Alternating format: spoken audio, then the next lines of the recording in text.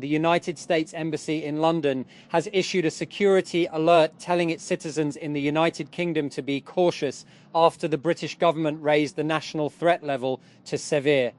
The embassy advised citizens on Friday to remain alert in public places and to stay away from schools, churches, tourist locations and transportation hubs.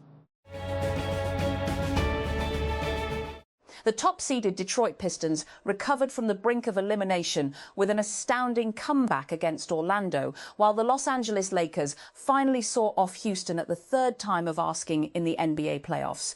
The Pistons' come-from-behind win on Friday took their series with the Magic to a decisive Game 7, while the Toronto Raptors also set up a decider against Cleveland thanks to an overtime thriller triumph. United States President Donald Trump has voiced frustration with Iran's latest peace proposal, saying they're asking for things I can't agree to and cautioning against ending the conflict too early, only for tensions to resurface in 3 more years. At the same time, Washington has warned that ships paying tolls or fees to Iran to transit the Strait of Hormuz could face U.S. sanctions, signaling a tougher stance on maritime activity linked to Tehran.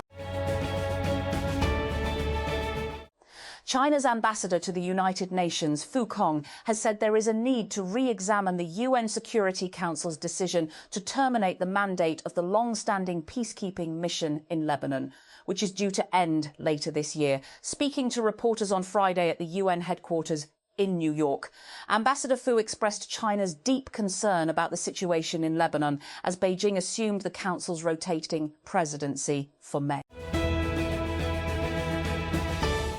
Uber has a long-term ambition that goes well beyond shuttling passengers.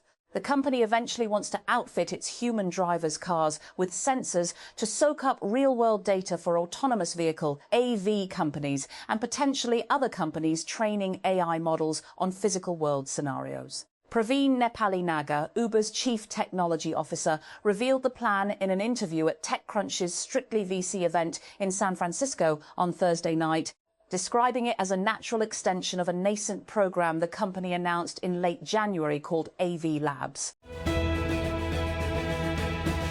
And the completion timeline for the Rawalpindi Ring Road has been extended, with the project now expected to be finished between May 30 and June 30 due to delays in the construction of the Thalian interchange linking it to the motorway network. The delay is attributed to the upgrade of the Thalian interchange into a broad-based facility, which has increased both the scope and cost of the project. And global analytics firm Newzoo has released its latest monthly report, offering a closer look at which major game releases in March 2026 generated the most engagement and revenue. The data showcases which titles are leading the charts in the first quarter of the year. As expected, Crimson Desert, Pokémon Pokopia and Resident Evil Requiem have emerged as the top performers. As celebrations are underway, marking the completion of 1 year since the Service of Public Relations released a special song titled Chai Tufan and Yonki Tra. The song was sung by Wajid Said and Raptor and released by ISPA as part of the pre-campaign for Marka-e-Haq. Apple's iPhone 20, expected to be released in 2027, may be the company's most expensive smartphone to date, putting it out of reach for millions. This is because Apple is preparing a major design shift with the iPhone 20, introducing a display approach the company has not used before. The device is expected to feature a quad-curved screen paired with Apple's liquid glass user interface, creating a seamless visual effect that gives the impression of a bezel-less design. And actors created with artificial intelligence will not be eligible for an Oscar, the Academy of Motion Picture Arts and Sciences said on Friday as it launched a crackdown on the use of AI. New rules include a requirement that only real, live human performers and not their AI avatars are eligible for the film world's biggest prizes, and screenplays must have been penned by a person rather than a chatbot. At first glance, Shah Passan seems like a typical drama reminiscent of an older Karachi, a tree-lined neighborhood where everybody knows each other and interferes with each other's lives. Although such neighborhoods may not be as prominent as they used to be, they can still be found. The titular character of the drama is Farasat, played convincingly by Nauman Ijaz. Roughly translated as someone who is mischievous or meddling, the term Sharperson barely does justice to Farasat, because he is much more than that. He is intrusive, calculating, dishonest, and manipulative. A man who interferes, schemes, and consistently causes more damage than good, all under the guise of someone who is moralistic and religious. He is married to Ruby Nadia Afghan and has 3 children, 2 daughters and a son, 2 of whom are reflections of. More than 2 months into a conflict that has failed to deliver a decisive military or diplomatic win, United States President Donald Trump faces the risk that a standoff with Iran will drag on indefinitely and leave an even bigger problem for the US and the world than before he launched the war. With both sides outwardly confident they hold the upper hand and their positions far apart, there is no obvious off-ramp in sight, even as Iran submitted a fresh proposal to restart negotiations. Trump quickly rejected it on Friday. 6 months after finally giving birth to her first child, following a years-long struggle to conceive, Chrissy Walters was told her daughter would likely grow up without her. Walters had suffered a major bleed while at home in Toowoomba, a small city 2 hours inland of Brisbane, and several hospital visits, doctor appointments and biopsies later, the then 39-year-old was handed an advanced cervical cancer diagnosis. The world's 10 richest individuals saw their combined wealth rise to $2.7 trillion as of May, $260 billion in a single month amid a strong rally in US equity markets, according to Forbes. The surge was driven by gains in major indices, with the S&P 500 rising 9% and the Nasdaq jumping 15%, boosting the fortunes of top billionaires, all of whom are based in the United States. Washington. The United States on Friday imposed sanctions on a Chinese oil terminal as part of a slew of new measures on Iran, as it warned of repercussions for ships paying tolls demanded by Tehran. The new measures come amid a standstill in diplomacy after Trump halted US-Israeli attacks against Iran and were announced just 2 weeks before Trump visits China, a key customer for Iran's oil.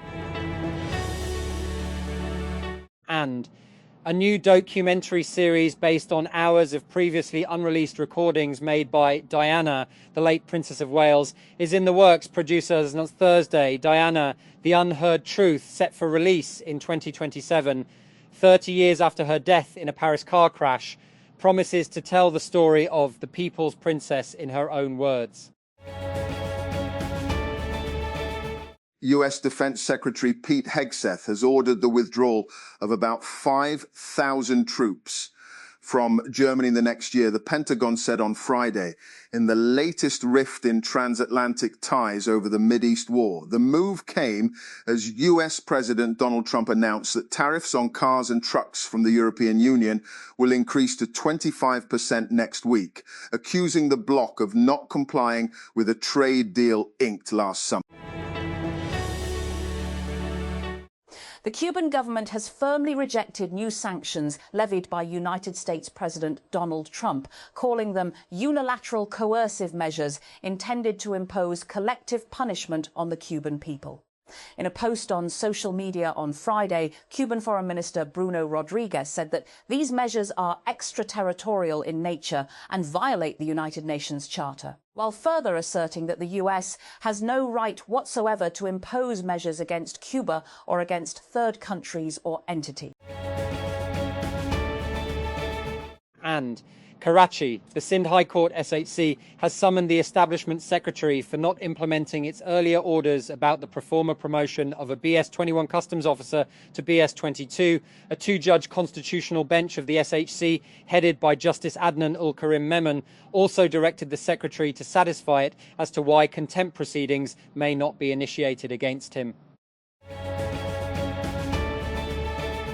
The occasion was a meeting of the Shanghai Cooperation Organization, a meeting which took place in the Kyrgyz capital Bishkek. Defense ministers from China and India were in attendance along with others from Uzbekistan, Turkmenistan and many Central Asian republics who are also members of the SCO. It was here that the Indian defense minister made a statement that was coming from him quite surprising. Terrorism, Rajnath Singh told everyone, has no nationality, no theology. It is a statement that should have been lauded by all, but back home in India, it proved unpalatable. No sooner had Singh made these remarks than the Congress-led opposition kicked into high gear. Congress leader Jairam Ramesh took to X to state, yesterday the defense minister, obviously with the approval of and at the instance of the Prime Minister, gave a shameful clean chit to Pakistan while speaking in Bishkek. Clearly, this new stance in relation to Pakistan is all part of the PM's policy of appeasement of the US and calibrated capitulation to China. The defense minister's shocking statements are as anti-national as the PM's bizarre clean chit to China on June 19, 2020.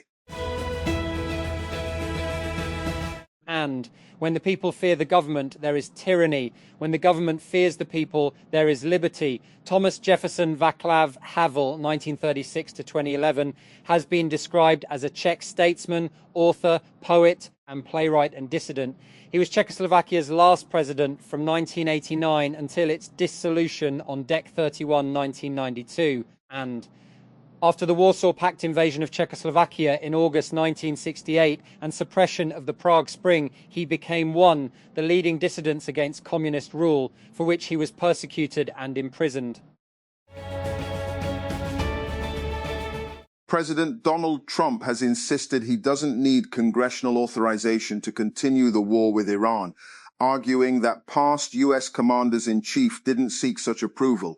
As a critical 2-month deadline for the war expired on Friday, Trump said his predecessors considered Congress's authority to limit a president's war powers as totally unconstitutional. Nearly a week after a suspect allegedly tried to assassinate President Donald Trump at a press gala, key details about the shooting remain unclear. As the investigation has evolved, prosecutors' statements have changed on whether the suspect shot a US Secret Service officer as gunfire rang out at the Washington Hilton last Saturday. When US President Donald Trump launched the war on Iran, he promised a swift and decisive victory. Just 10 days into the conflict had already won the war in many ways. 2 months on, the fighting has been suspended, but a definitive end to the war is nowhere in sight. Washington remains short of clear strategic gains, while a conflict once framed as limited is now dragging much of the world into a widening quagmire, with few, if any, coming out ahead. And Peru has launched an investigation into an alleged human trafficking network that lured citizens with false promises of employment in Russia, only for them to end up fighting in Russia's war against Ukraine, the Public Prosecutor's Office has said. Individuals were recruited through deceptive job offers to work as security agents and other roles in Russia, with the Promise Office said in a statement on Friday. The Prosecutor's Office said in a statement on Friday. Karachi. With more than 75% of top-level technical posts vacant, the Sindh Health Department is facing a serious shortage of experts at a time when the province is experiencing multiple outbreaks of infectious diseases. It has emerged, according to sources, the health management cadre, a specialised administrative structure within the Sindh Health Department designed to manage hospitals and health services, has 70 sanctioned Grade 20 posts, but 53 of the positions are vacant, primarily due to the retirement of officials with no timely replacements. Karachi. Sindh Chief Minister Syed Murad Ali Shah on Friday announced an ambitious plan to generate and distribute affordable electricity through a provincial transmission and distribution framework to provide relief to domestic consumers and boost industrial growth across the province. Sharing his views with Danish Ambassador Marja Dirberg Mortensen at the CM House, he said that the provincial government was actively working on projects to produce low-cost electricity and deliver it efficiently through its own transmission company. Seoul, Shekinah Yora had no other option but to spend the night at a South Korean Jjimjilbang, a 24-hour bathhouse, after every hotel near central Seoul sold out in late March. But sleep was secondary for the 32-year-old Filipino who had made her way to Seoul's Gwanghwamun Square at 7 a.m. to secure a spot in a crowd that city officials estimated would grow to hundreds of thousands. Tel Aviv, a US military-run body near Gaza that critics say failed in its mission to monitor the Israel-Hamas ceasefire and boost aid flows to besieged Palestinians, is set to be shut by the Trump administration. Sources familiar with the matter told Reuters the closing of the Civil Military Coordination Center, CMCC, in Israel would mark the latest blow to President Trump's Gaza peace plan, already undermined by repeated Israeli attacks since the October truce.